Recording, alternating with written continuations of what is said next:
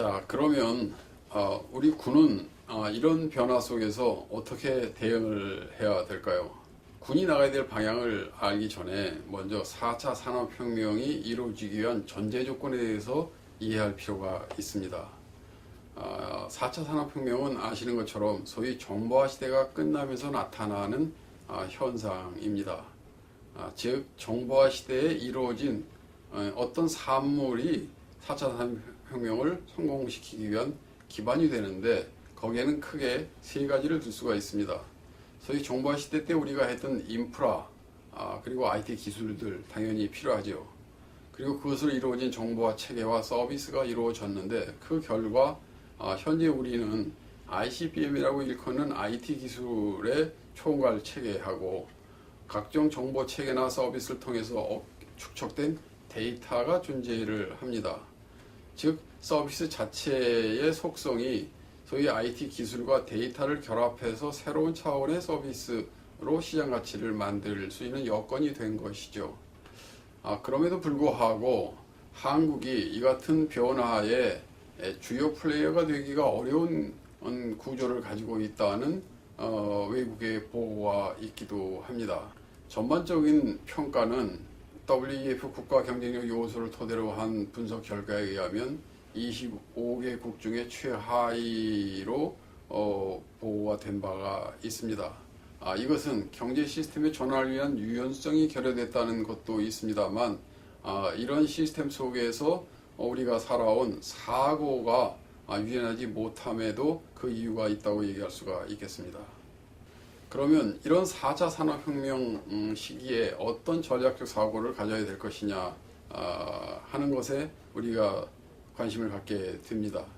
일반적으로 앞에서 말씀드린 AI 기술은 선진국에 의해서 이미 상용 시장에 등장할 만큼의 성숙도를 달성한 듯 합니다.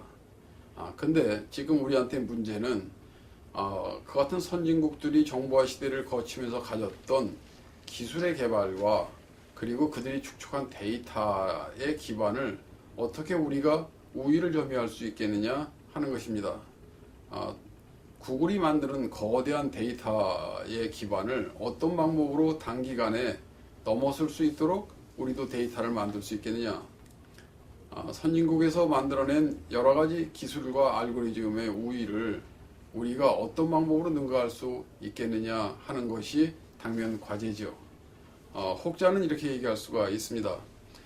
바로 그렇기 때문에 우리도 데이터 우위를 해야 되고 AI 기술 우위를 위한 투자를 해야 되겠다.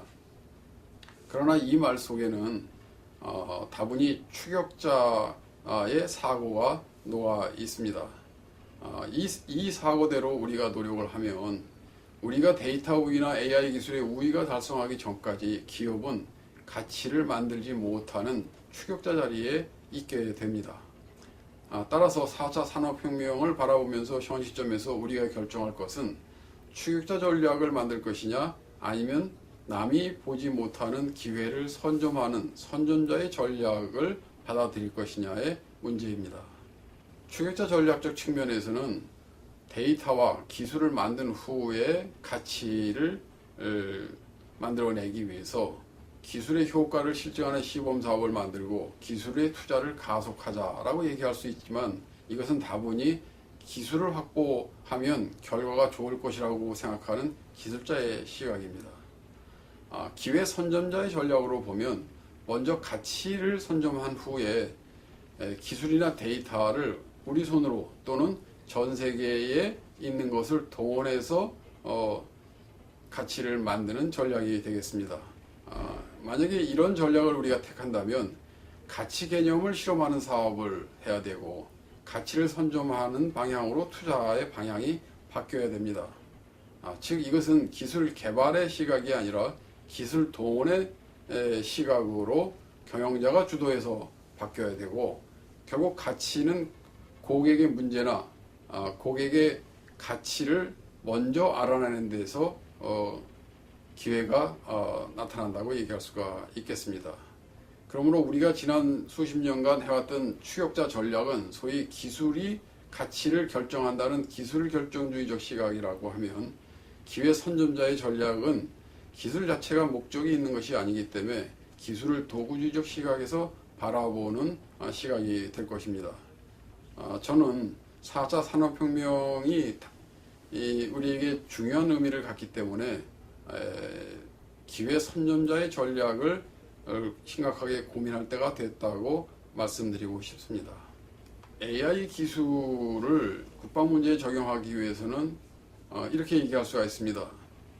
국방 문제에 AI를 넣으면 이것도 좋아지고 저것도 좋아지니까 더 많이 할수록 좋다.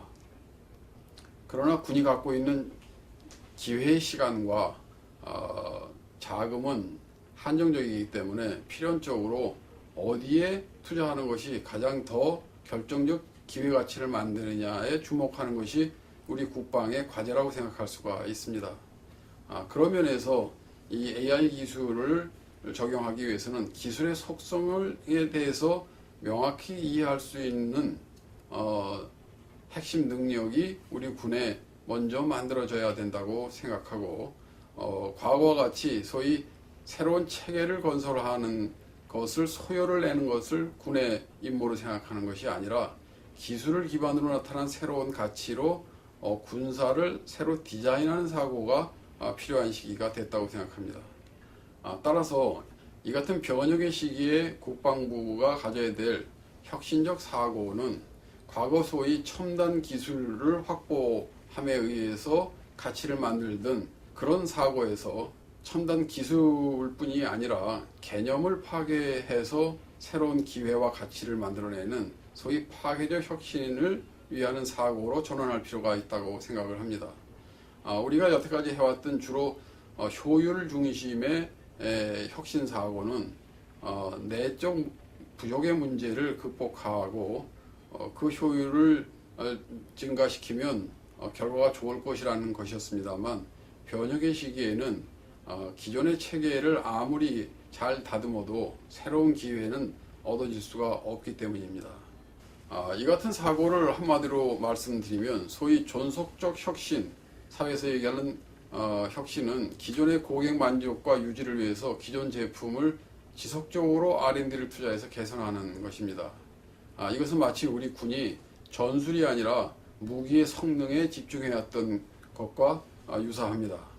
파괴적 혁신이란 기능을 단순화하고 편리성으로 저가의 제품이지만 새로운 시장과 기회를 만들어서 기존 시장을 파괴하는 소위 고객의 요구에 대한 본질적 통찰을 요구하는 혁신인데 이것이야말로 우리 군이 전술적 요구의 통찰을 통해서 새로운 개념적 기습을 달성하고자 하는 사고와 맞물려 있습니다. 이제까지 우리는 주로 문제를 발견하라고 하면 추격자적 시각에서는 정답이 있는 곳에서 우리가 부족한 것을 문제라고 발굴을 해왔던 것 같습니다. 저기 탱크가 100대가 있는데 우리가 50대이기 때문에 50대에 부족의 문제가 있다고 식별을 했죠. 그렇기 때문에 우리는 문제도 알고 그 결과의 솔루션도 50대를 구매한다는 것을 알고 있었습니다. 그래서 군의 역할은 이 문제를 알고 돈을 마련하는 소요를 내주면 나머지는 다 기술자가 만들어 줬습니다. 이게 우리 군뿐이 아니라 우리의 과거 제조업 시대에 가지고 있던 사고의 패턴이었습니다. 지금 우리는 이 같은 부족의 문제가 아니라 새로운 환경 변화에 따른 기회나 모순의 문제를 남보다 먼저 발견해야 가치를 만드는 시대에 진입했습니다. 지금 이 시대에는 우리는 문제를 사실은 모릅니다. 무엇이 고객에 숨어있는 문제인지를 먼저 발견한 자가 대기업이 된 것처럼 우리도 군사적으로 새로운 문제를 발견하는 때부터 출발을 해야 되고 그 문제를 해결할 수 있는 대안이 무엇인지를 사실은 알 수가 없습니다. 그 이유는 기술 자체가 소프트하기 때문에 하고 이것이 추격자적 시각이 아니고 선구자, 기회를 선점하기 위한 선구자 시각이기 때문에 다분히 이것은 더듬어야 되는 상황입니다.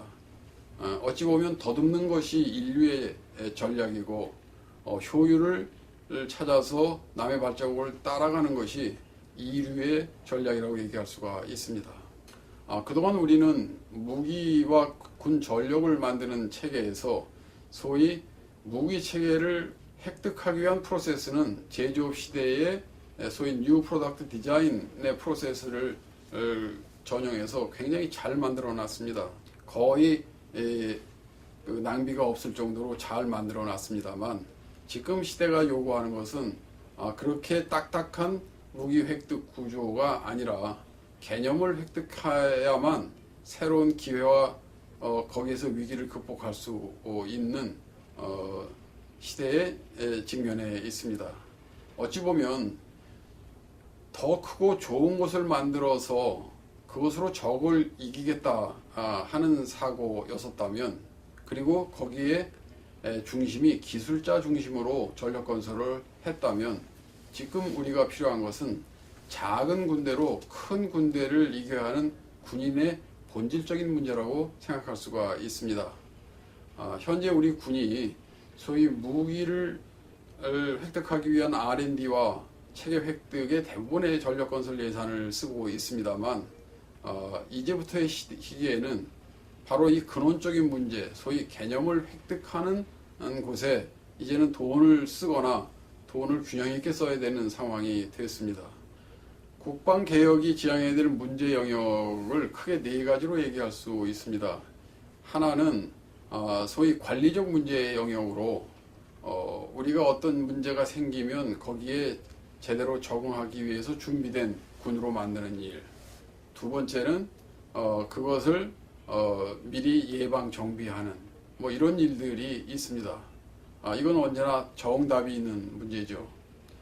그러나 이 시대에 우리가 당면한 국방개혁의 문제 영역은 이런 알고리즘적으로 폐쇄적으로 되어 있는 관리적 문제 영역이 아니라 변화에 의해서 위기를 미리 알고 거기에 따른 기회를 남보다 먼저 알아내야 되는 문제입니다. 어찌 보면 이것이 이제 휴리스틱한 문제인데, 이게 4차 산업혁명 시대의 주요 문제가 될 것입니다. 바로 이 알고리즘한 문제를 해결하기 위해서 더 많은 지식이 필요했고, 그리고 많은 경험이 가지면 대부분의 이 문제는 풀 수가 있었습니다. 그러나 지금의 문제는 애매하고 불확실하고, 그리고 누구도 경험하지 못한 낯선 문제들이기 때문에 이것은 과거의 경험이나 과거에 만들어진 지식을 조합해서 풀어지기보다는 근본적인 통찰을 통해서, 그리고 창의성을 통해서만 이 문제를 남과 다르게 극복할 수가 있습니다. 군인의 핵심 가치인 창의나 열성이나 국가를 위한 봉사는 모두 다 인식 영역에서 나오는 것이고, 이것은 기계가 대신할 수 없는 것이기 때문에 그렇습니다. 결론적으로 4차 산업혁명 진입기에 우리가 가져야 될 경쟁 전략은 기술을 단순히 남이 한 곳에 우리도 적용하는 그런 사고가 아니라 새로운 기회를 탐색하는 사고를 요구하고, 국방개혁은 이것으로 군사적 가치를 만들어내는 과업이라고 할 수가 있겠습니다.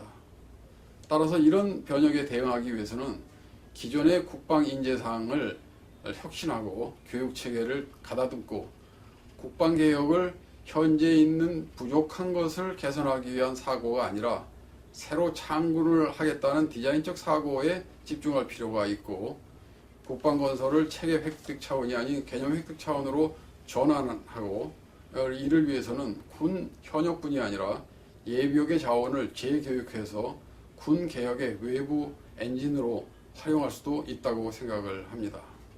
리델 하트가 말했듯이 언제나 그 시대에 맞는 전략이 존재합니다.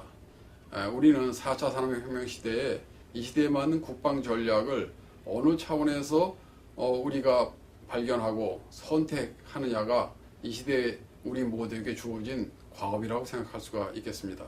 감사합니다.